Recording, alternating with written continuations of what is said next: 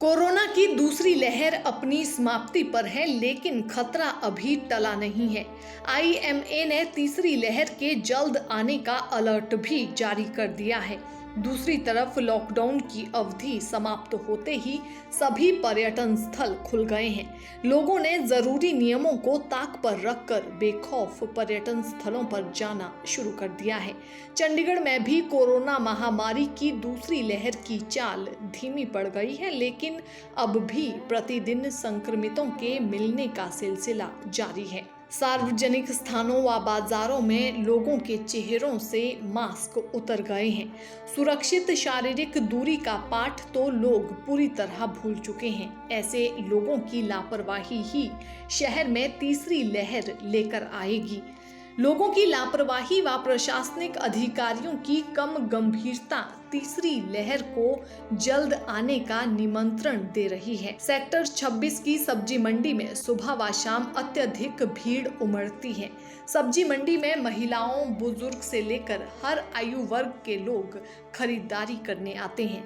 सब्जी व फल की खरीदारी करते समय दूरी का पालन तो महामारी की त्रासदी में भी नहीं दिखा। इसके अलावा कुछ लोग ऐसे भी हैं जो टीका लगवा लेने के बाद अति विश्वासी हो गए हैं कि अब वे कोरोना संक्रमण की चपेट में कभी नहीं आ सकते हैं। सुखना लेक पर शनिवार और रविवार को जुटने वाली भारी भीड़ इसका उदाहरण है। कोरोना महामारी की दूसरी लहर की भीषण त्रासदी झेल लेने के बाद प्रशासन को भी तीसरी लहर से बचाव के लिए सतर्क रहना चाहिए। विशेषज्ञों का कहना है कि सावधानी और सतर्कता बरतना अब भी जरूरी है, क्योंकि खतरा अभी टला नहीं है। ये समय तीसरी लहर की बड़ी तबाही आने से पहले की शांति है। बचाव के नियमों का पालन करना अब भी उतना जरूरी है जितना 2-3 महीने पहले था। शहर में अभी कोरोना के सक्रिय मरीज कम है।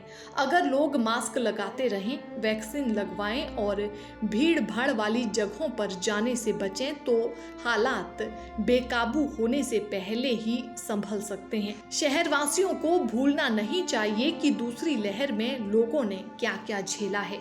स्थिति ये भी थी कि मरीजों को अस्पताल में बेड तक नहीं मिल पाए थे। अस्पताल व बाजार में आवश्यक दवाओं और ऑक्सीजन की कमी हो गई थी। ऑक्सीजन सिलेंडर तक नहीं मिल पा रहे थे। अब विशेषज्ञ कोरोना की तीसरी लहर की आशंका जता रहे हैं। इसीलिए शहर के नागरिकों को समझदारी दिखानी चाहिए और कोरोना के नियमों का पालन करना चाहिए।